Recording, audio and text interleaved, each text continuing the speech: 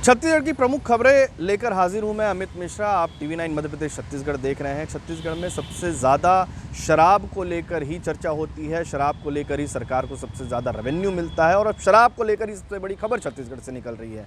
सरकार ने अब फैसला लिया है कि सभी शराब दुकानों में केवल ऑनलाइन पेमेंट के माध्यम से ही शराब की जो बिक्री है वो की जाएगी। यानी कि अगर किसी को शराब लेनी है तो उनको ऑनलाइन पेमेंट ही करना पड़ेगा, कैश देने से शराब उन्हें नहीं दी जाएगी। ये फैसला इसलिए लिया जा रहा है क्योंकि आने वाले समय में जो अवैध शराब की बिक्री है उसे रोका जा सके। जी हां, आज बैठक हुई है और बैठक में ये सरकार की तरफ से जो आबकारी विभाग है, विभाग में ये निर्णय लिया गया है कि बड़े पैमाने पर शराब की अवैध बिक्री को रोकने के लिए और साथ ही साथ कंट्रोल जो है वो पूरी तरीके से सही तरीके से पैसा और रेवेन्यू जो है वो शराब बिक्री को लेकर विभागों तक पहुँच पाए, इसकी मॉनिटरिंग भी करने की यहाँ पर बात कही जा रही है। इसलिए फैसला लिया गया है, बैठक में ये निर्णय लिया गया है कि आने वाले दिनों में शराब की बिक्री केवल ऑनलाइन पेमेंट के माध्यम से की जाएगी और उसके बाद इस फैसले को जल्द ही लागू कर दिया जाएगा। और लागू करने के बाद ये हो सकता है कि बड़े पैमाने पर ऑनलाइन पेमेंट को लेकर कहीं ना कहीं लोगों को परेशानी का सामना करना पड़े।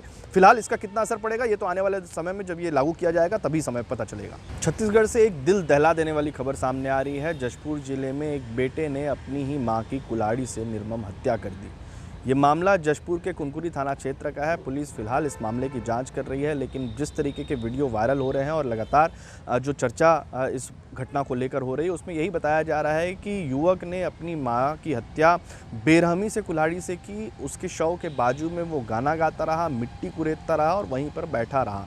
फिलहाल इस मामले को लेकर की घटना क्यों हुई, किस तरीके से, क्यों उसने कुल्हाड़ी से इतनी बेरहमी से अपनी मां को मारा, फिलहाल इसमें सभी पहलुओं की जांच करने का जो दावा है वो पुलिस यहां पर कर रही है। हो सकता है इस मामले में बहुत जल्द कोई खुलासा हो, लेकिन इस घटना के बाद से लोगों के जहन में, खास तौर पर जशपुर क्षेत्र में लोगों के मन में काफ़ी डर फैला हुआ है और इस तरीके की घटनाएँ लगातार छत्तीसगढ़ में देखने को मिल रही है। कभी परिवार में ही आपस में लड़ाइयों के सिलसिले देखने को मिलते हैं, कभी बच्चे को मौत के घाट उतारा जा रहा है, कभी अपने माँ को, पिता को मौत के घाट उतारा जा रहा है। इस तरह की घटनाओं में अब सरकार भी जो है वो इस मामले को लेकर गंभीरता से चिंतित नजर आ रही है। थानों में इसको लेकर विशेष तौर पर जो मामले सुलझाने की कोशिश, कवायद है, उसे अब पारिवारिक मामलों को लेकर तेज किया जा सकता है। लेकिन फिलहाल इस घटना को लेकर अब सोशल मीडिया में ज़रूर चर्चा शुरू हो गई है।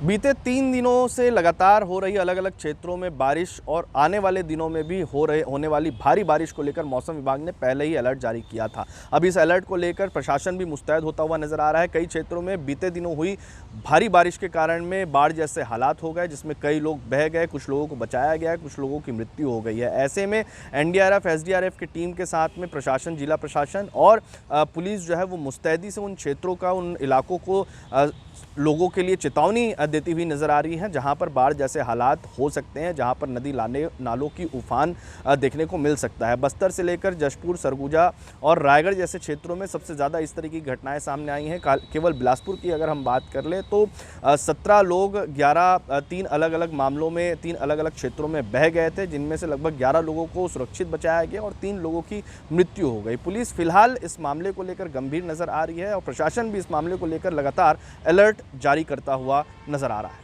छत्तीसगढ़ की राजधानी रायपुर में गणेशोत्सव को बहुत बड़े पैमाने पर भव्य तरीके से मनाया जाता है। इसी को लेकर प्रशासन ने एक निर्देश जारी किया है।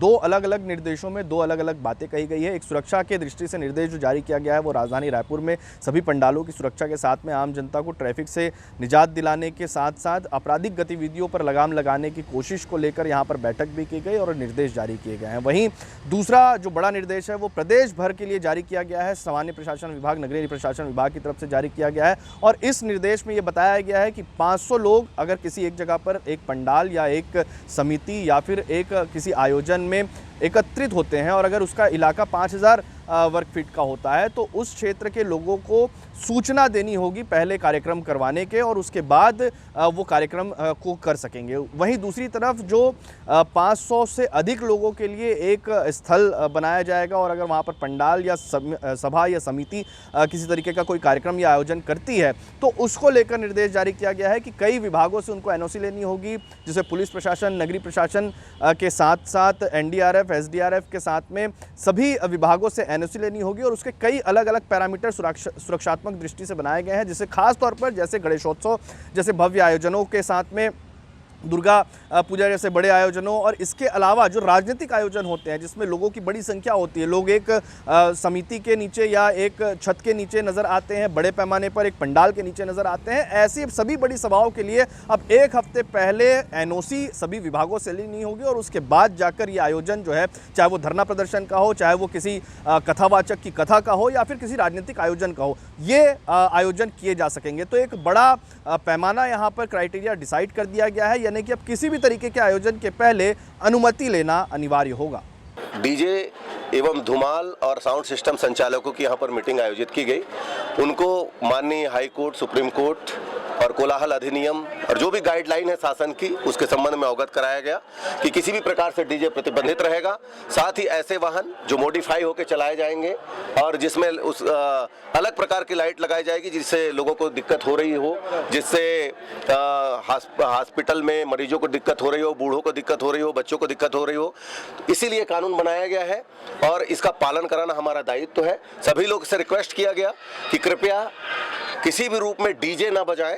साउंड सिस्टम के लिए भी रूल है कि एक साउंड सिस्टम, निश्चित ध्वनि का साउंड सिस्टम रात्रि के 10 बजे से सुबह के 6 बजे तक प्रतिबंधित रहेगा। दिन को बजाया जा सकता है और जो निश्चित आवृत्ति का उसमें ध्वनि हो, निश्चित साउंड हो उसमें, ताकि किसी को दिक्कत ना हो, किंतु डीजे पूर्णतः प्रतिबंधित रहेगा।